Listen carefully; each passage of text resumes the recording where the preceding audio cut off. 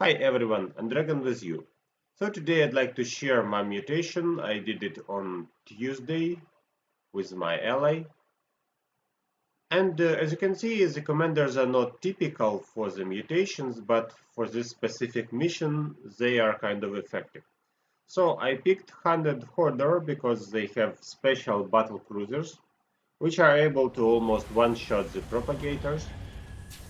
And Swann is very effective in defense. You'll see why. So, Wolfstalker plays Finally, some Swan and I backup. play Look, I Hand need to Hoarder. get rid of this infestation before it spreads to the rest of the planet. The infested come out at night, but they can't survive the daylight. Use that time to take out their structures. So actually we need to get rid of 151 structure, and as a result, two mutators are here. The first one says that the propagators take place if they touch your unit or structure, it turns into another propagator, and here comes the end of the game. So you need to attentively destroy them. And the second is actually the boost. So as soon as one of the enemies is dead, all around him are boosted with speed, I mean attack speed too, and they have more armor and more health and so on. So actually, this combination is irritating, especially when you're trying to focus the propagator in a great amount of enemies. That's why I just wanted to show you how we planned our mission. First of all, I thought that, okay, I need something like assault galleons to touch the propagators from the distance. I shouldn't be too self-assured, of course. Now you will see that I made a mistake and it was kind of painful for us. But anyway, it worked. So what's about assault galleon? It has some units inside, but actually I'd like to get galleons only because they have more range. The range is, as I remember, around 9, something like that. Unfortunately, the damage is not too cute, but still it's effective enough for the start of the game. Yeah. So first of all, you need attentively to look Night's at the almost map, here. not to I'd start get getting ready to deal caught with the by the infested if I were you. propagators. And of course, I got some mines around. So my ally's main aim is to get a great defense as soon as possible. He will be the defender of all the base around, and I will clear the map when I can. So as you can see, one propagator appeared here, Last of the sunlight. and Our unfortunately I defenses was hold busy much of doing the night is something over. else. So I was trying to build gas, to get more workers, thought what else can I do, and look at this. So here comes the propagator, I tried to focus him. It still touched the factory, I lost the factory, and I lost, my ally lost the factory, and I lost one of the galleons, or maybe two of them. So as a result, my mine detonated and finished that process, but it was painful. The infested have spotters in the So sky. -3 We should probably deal structures with them soon. instantly. The mines are nice, but still they need more damage to deal to kill the propagator. That's why all the time be attentive. Don't like ignore the propagator when it goes too near. So now I'm trying to get my galleons back, focusing the minimap. Fortunately, they're highlighted on minimap, you know when they come and where. Fortunately, only one passage is available for now, and he will be forced to walk all the way here. That's actually one of the reasons why I chose Assault Galleons for the start of the game. I can just go and get rid of that as soon as I'm sure that my ally is ready to defend here. So now it seems that he has 3 siege tanks, that's enough for the start. And so I can go and focus the propagator. So look how it works. You try to pick him during the time when you are still on your base. It cannot touch you because it's too far. And as a result, with the laser drill, we can deal with the propagator quite soon. He even didn't approach the entrance, right? So now I need to collect some kind of an army. In the future, I will be forcing sky units. Nice shot from my magnetic mines. And actually everything seems good. So the drill is ready, my ultimate abilities are ready too, and my ally finally collected enough forces to defend our base. Another propagator. So, the general idea. Some kind of a wall, siege tanks, then some help to your ally at the start of the game, because anyway some units were here and I needed to help during the night. And then I went straight into the best units which I could afford. I mean, not the casual units. See, another propagator is destroyed from the area of my main base. And now it's my turn to attack actually, so I'll make it faster. We watched 7 minutes of general ideas when I helped my ally to protect. Now he has enough forces to do it himself, fortunately. And so I can use all my top panel abilities to clear the map even faster. So if something goes wrong, I can go my ultimate ability, it blows and detonates everything around. So I cleared the area in almost no time, as you can see, while my ally is finally ready for the propagating effect. So he didn't get here, that's why mass siege tanks are kind of effective. Meanwhile, I'm just picking all the structures around, trying not to lose my assault galleons. And for the start of the game at this area it's enough because I cleared it with my top panel abilities. But soon, as you will see, the Reapers are irritated. So actually I need to focus them, I need to hit and run, and all the time it irritates me. That's why I chose no. I will not play the land units, only sky units. As you can see, land units are forced to fight versus the infested Terrans, while the sky units are forced to fight only versus infested marines and maybe some other hybrids or defenders. So half of enemy limit is not effective at all. And that's the point where I got a couple of battle cruisers. What I would like to say about them is actually they're much better than the ones you play in ranked games, but more expensive. But remember that when you pick this ability, like Yamato Cannon, they will deal 200 damage from a single shot, and it eliminates almost anything. So if you have like 3 battle cruisers nearby, you can one-shot the propagator. Its defense is useless, as well as probably most of the defenses around. That's my limit. Assault galleons plus battle cruisers. My ally meanwhile collects more siege tanks, he gets ready for the top line.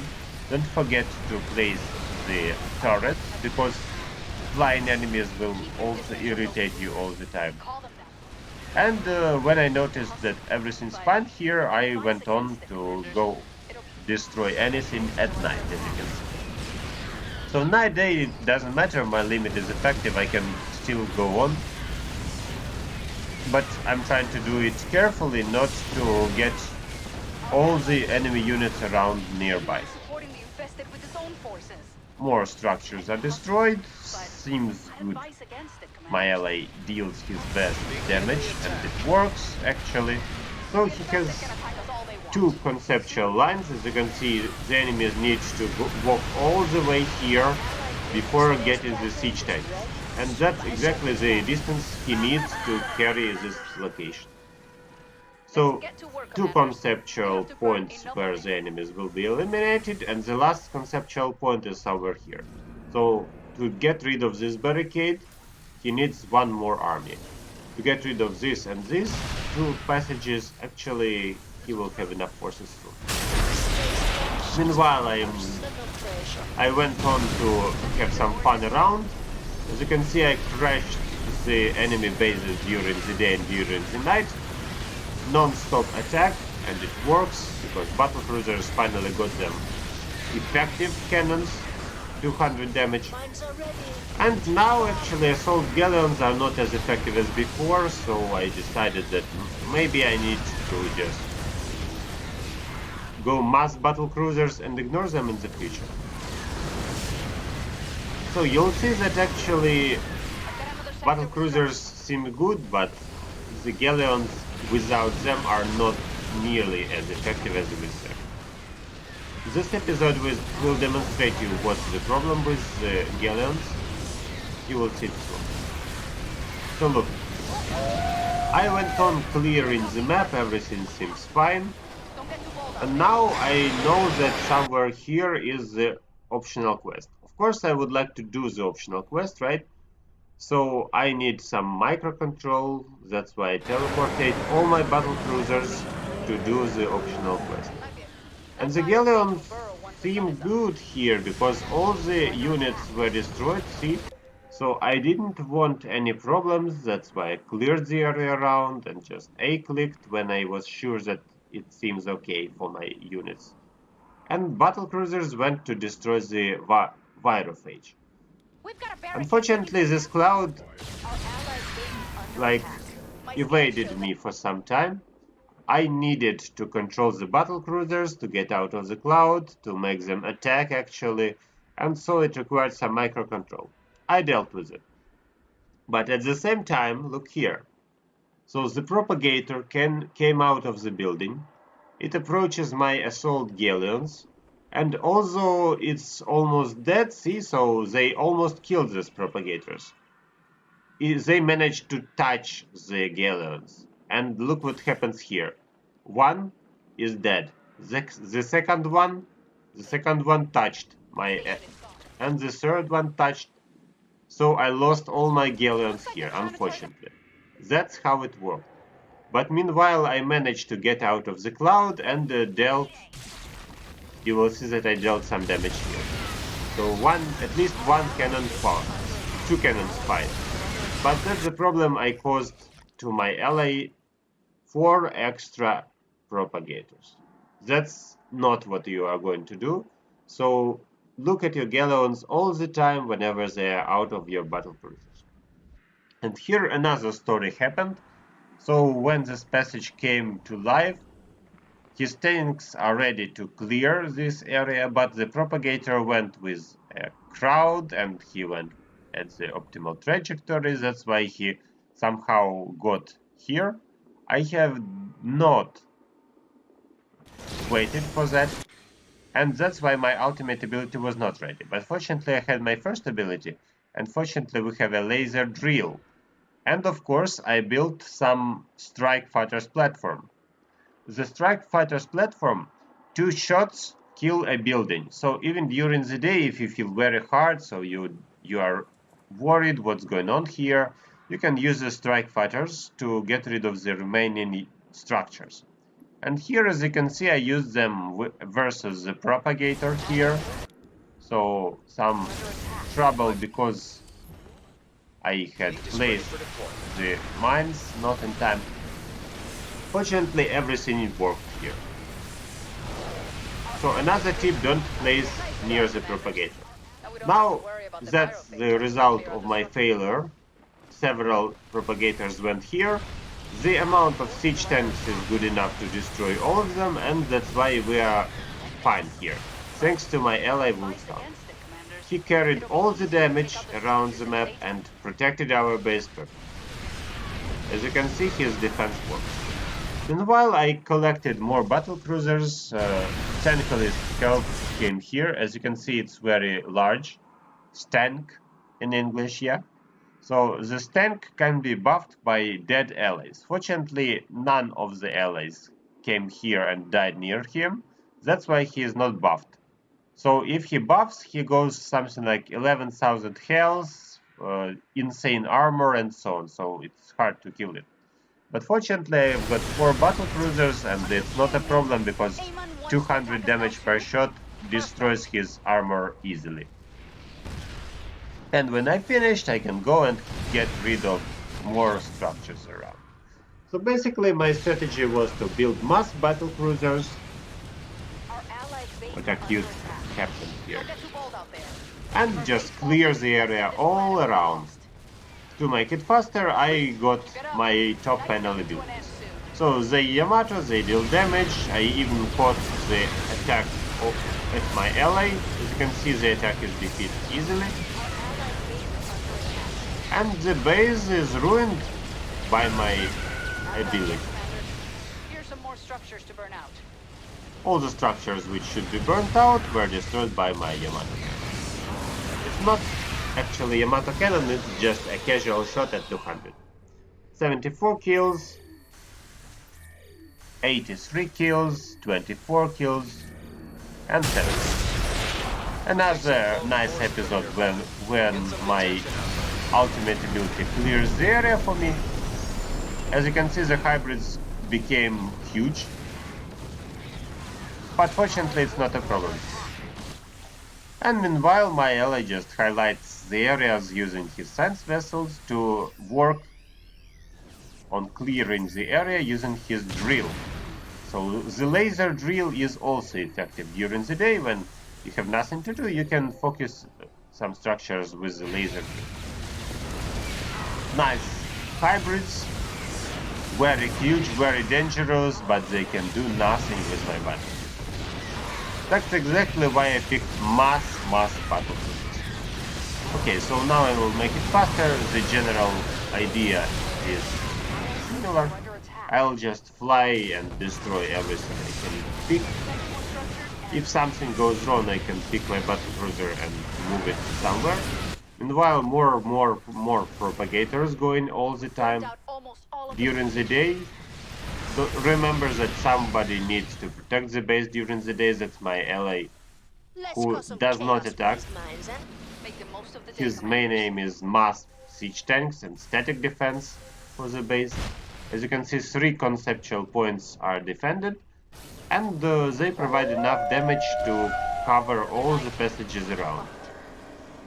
Meanwhile, during the night I go on with clearing the area, and I have no problems in this game, because my ally helps me.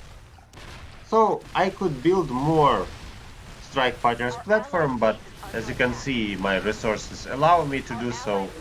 But everything went so well that I actually wasn't forced to spend resources, wasn't forced to make extra air units.